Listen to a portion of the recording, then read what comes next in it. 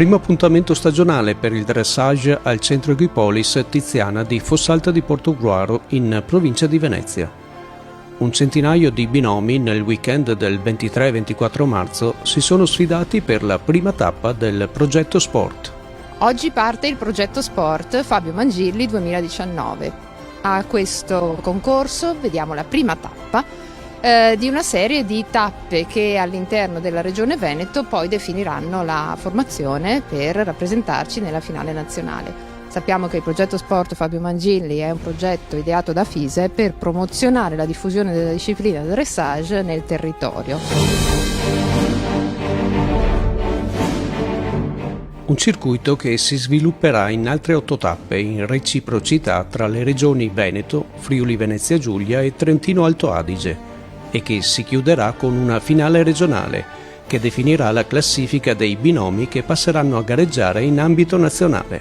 Un progetto che ha l'obiettivo di promuovere il dressage nei centri equestri e che si rivolge soprattutto al settore giovanile. Già abbiamo molti fattori positivi, abbiamo già molti centri che lavorano anche ad alto livello per quello che riguarda la disciplina, ma pensiamo anche di lavorare sulla base attraverso i giovani e attraverso i nuovi istruttori che stiamo creando come comitato regionale. Molti giovani che si sono alternati nelle diverse categorie in gara a Portogruaro, come Veronica Bragagnolo, giovane promessa del dressage veneto che elogia la struttura del centro Equipolis.